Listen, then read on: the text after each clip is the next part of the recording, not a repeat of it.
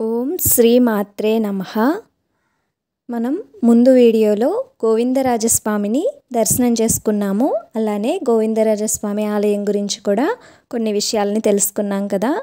ఇప్పుడు మన తిరుపతి తీర్థయాత్రలో భాగంగా వకులమాత ఆలయానికి వెళ్దాము.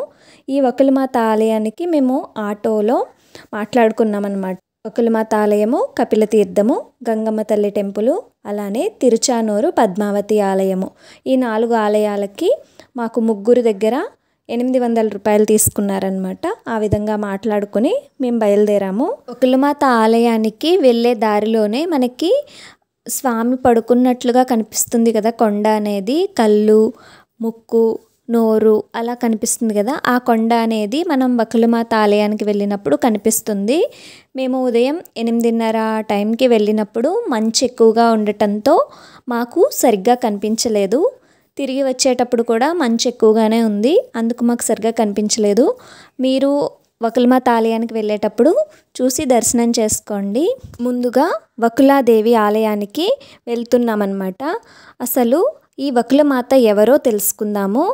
మన కలియుగ వెంకటేశ్వర స్వామి పెంపుడు తల్లిగా ఈ వకులమాతని చెబుతారనమాట. మీరు ఆలయానికి వెళ్ళేటప్పుడు వాలుగా ఉంటుందన్నమాట. కొంచెం నెమ్మదిగా వెళ్తే వెళ్ళచ్చు, చూసుకుంటూ నెమ్మదిగా వెళ్ళండి. కొంచెం వాలు ఎక్కువగా ఉంటుందన్నమాట.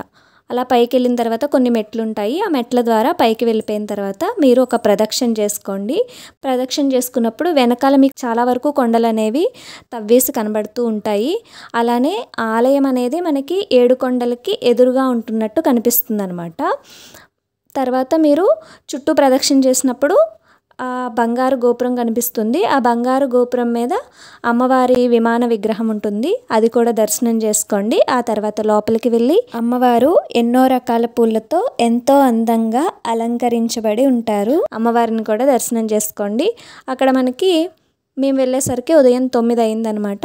అప్పుడు మనకి పొంగలి ప్రసాదం పెట్టారు. వకులమాత ఆలయాన్ని మనం తిరుమల కొండ మీద కూడా చూడొచ్చు. ప్రధాన ఆలయం ఉంటుంది కదా తిరుమల కొండ మీద. అక్కడ మనం ప్రదక్షిణ మార్గంలో ఆగ్నేయ దిశలో ఉన్న పోటు అంటే వంటగది అనమాట. ఆ వంటగదిలో ఉంటుందన్నమాట. అక్కడ వకులమాత దగ్గరుండి తన కొడుకుకి కావలసిన తినుబండారాలను శుచిగా శుభ్రంగా వండిస్తుంది అంటారనమాట.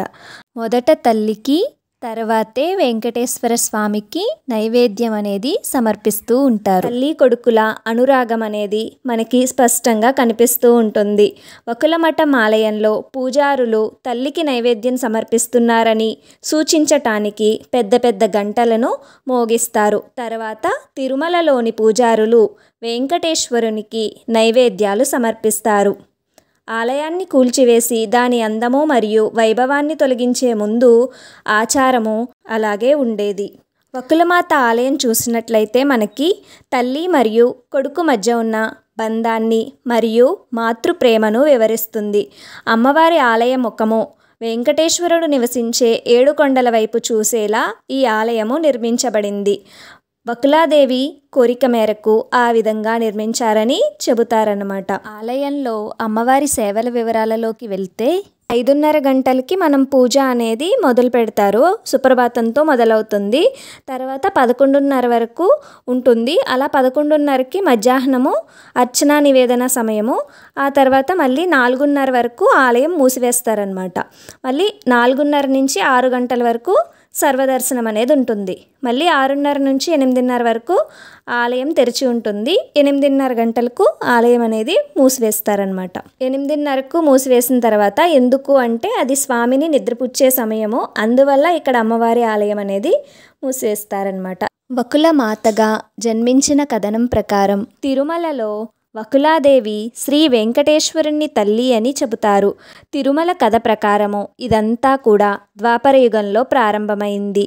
శ్రీకృష్ణుని పెంపుడు తల్లి యశోద ఆయన వివాహాలకు తాను హాజరు కాలేనని ఆయనతో విలపించింది. దీనికి ప్రతిస్పందనగా శ్రీకృష్ణుడు కలియుగంలో ఆమెకు ఆ అవకాశం లభిస్తుందని హామీ ఇస్తానని చెప్పారన్నమాట. కలియుగంలో విష్ణువు వెంకటేశ్వరుని రూపాన్ని ధరిస్తాడు మరియు యశోద శ్రీ వెంకటేశ్వరుని తల్లిగా, వకులదేవిగా కొత్త జీవితాన్ని తీసుకుంటుంది. ఆకాశరాజు కుమార్తె పద్మావతితో తన వివాహాన్ని ఈ వకులమాతే ఏర్పాటు చేస్తుందని చెప్పి శ్రీకృష్ణుడు వివరంగా చెప్తాడనమాట. ఆ విధంగా శ్రీకృష్ణుని వివాహం చూడాలనే వకులాదేవి కోరిక నెరవేరుతుంది. ఆలయ చరిత్ర మరియు పునరుద్ధరణ. అయితే ఈ ఆలయం అనేది స్వాతంత్ర్యం తర్వాత తిరుమల తిరుపతి దేవస్థానం అనేది ఈ ఆలయాన్ని పట్టించుకోవడం మానేసిందనమాట. దాని కారణంగా మనకి ఈ ఆలయం అనేది అందరికీ అందుబాటులో ఉండేది కాదు. దేవాలయానికి వెళ్ళే మార్గం కానీ దేవాలయం గురించి కానీ అంత ఎక్కువ మందికి తెలిసేది కాదనమాట. 2011 జనవరి 1న వకులాదేవి ఆలయంలో పునరుద్ధరణ ప్రక్రియను ప్రారంభించి 11 సంవత్సరాలు దానిపై కొనసాగించారనమాట.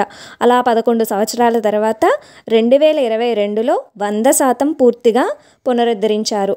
ఆ తర్వాత 2022 జూలై 23న దర్శనాలకి అనుమతి ఇచ్చారనమాట. ఈ వకులమాత ఆలయానికి మనం ఏ విధంగా వెళ్ళాలి, అలానే ఈ ఆలయం అనేది ఎక్కడ ఉంది అంటే ఆంధ్రప్రదేశ్లో చాలా అందమైన మరియు చారిత్రాత్మక దేవాలయాలు ఉన్నాయి. వాటిలో ఒకటి వకులమాత ఆలయము. శ్రీ వకులమాత ఆలయము ఆంధ్రప్రదేశ్లోని పేరూరు గ్రామంలో పేరూరు బండ కొండపై ఉంది. తిరుపతి నుంచి 5 కిలోమీటర్లు మరియు తిరుమల కొండ మీద నుండి 10 కిలోమీటర్ల దూరంలో ఉంది. ఈ ఆలయము తల్లి మరియు ఆమె బిడ్డ మధ్య ప్రేమకు అందమైన ప్రాతినిధ్యం కనిపిస్తూ ఉంటుంది. వకులాదేవి ఆలయము 300 సంవత్సరముల నాటిది. 83 ఎకరాల విస్తీర్ణంలో ఉన్న ఈ ఆలయము పర్యాటక తీర్థయాత్రలకు కేంద్రంగా రూపొందించబడింది. ఆలయ గోపురం పూత పూయటానికి 20 కిలోల బంగారాన్ని ఉపయోగించారు. ఆలయ పునరుద్ధరణలో ఆగమ శాస్త్రాన్ని అనుసరించారు. తిరుపతి దగ్గరగా ఉన్న ఈ పేరూరు గ్రామంలో ఉంది కదా, అయితే మనము రైల్వే స్టేషన్ దగ్గర నుంచి 8 కిలోమీటర్ల దూరంలో ఉంటుందన్నమాట. అక్కడ నుండి ఆటోలో ట్యాక్సీలో ఎలా అయినా అమ్మవారి ఆలయానికి చేరుకోవచ్చు. తర్వాత వీడియోలో తిరుచానూరులో ఉన్న పద్మావతి అమ్మవారి ఆలయం గురించి, అమ్మవారి దర్శనం మాకెలా అయింది అనేది వివరంగా తెలుసుకుందాము. ఓం శ్రీ మాత్రే నమః.